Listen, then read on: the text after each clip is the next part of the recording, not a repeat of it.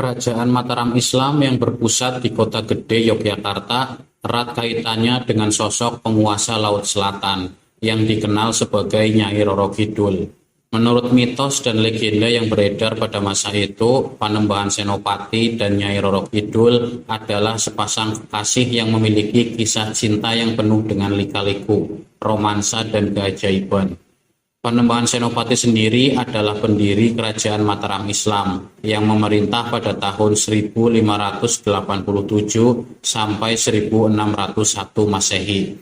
Ia adalah anak dari Ki Ageng Pemanahan, seorang pengawal Sultan Hadiwijaya dari Kerajaan Pajang.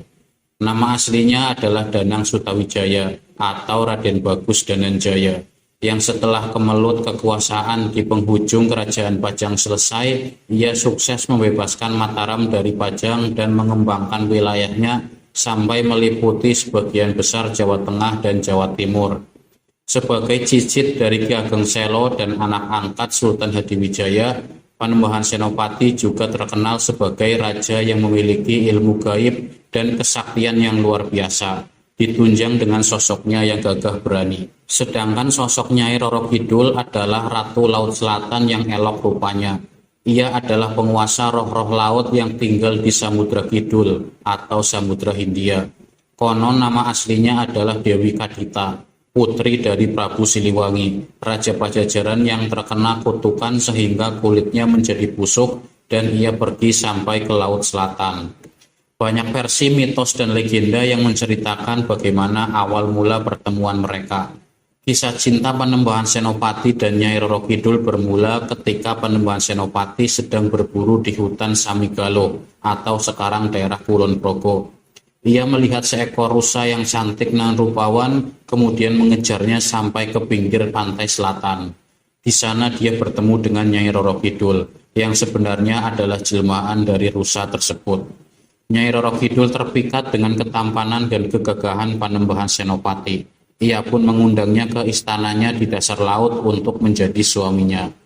Panembahan Senopati mulanya bimbang, tetapi akhirnya ia terpikat akan kecantikan Nyai Roro Kidul. Ia pun mengikuti Nyai Roro Kidul ke dalam laut, tapi dengan syarat ia tidak boleh menoleh ke belakang. Namun di tengah perjalanannya ia melanggar syaratnya.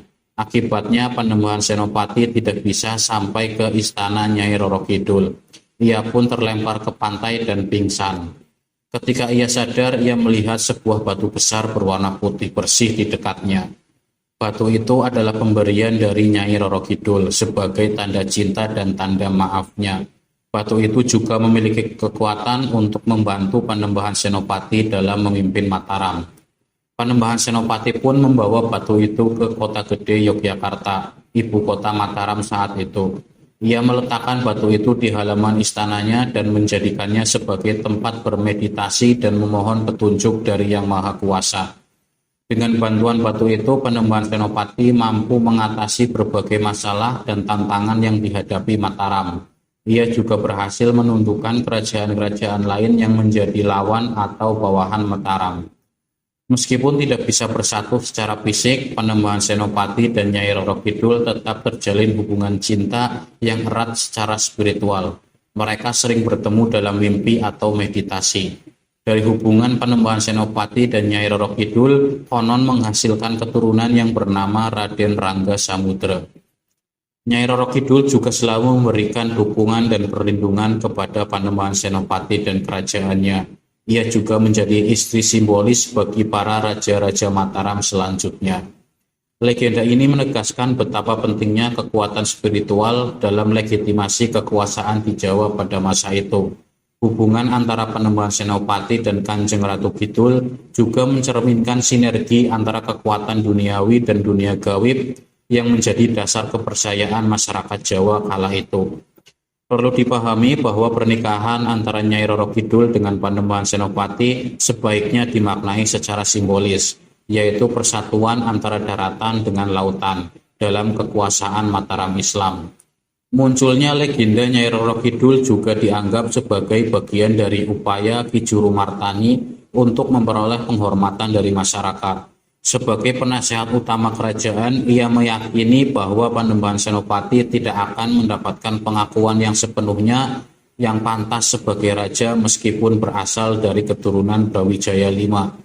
Dikisahkan pada masa awal berdirinya Kerajaan Mataram terjadi gelombang tsunami yang menghantam Laut Selatan, sebuah peristiwa monumental berabad-abad yang konon bersamaan dengan berdirinya kerajaan tersebut. Panembahan Senopati beserta Ki Juru Martani lantas memanfaatkan peristiwa ini dengan menciptakan legenda Nyai Roro Kidul sebagai strategi untuk mendapatkan dukungan politik dan legitimasi pemerintahannya. Mitos ini kemudian diwariskan secara turun-temurun, memberikan landasan spiritual dan keabsahan pada kepemimpinan Panembahan Senopati serta keturunan-keturunannya.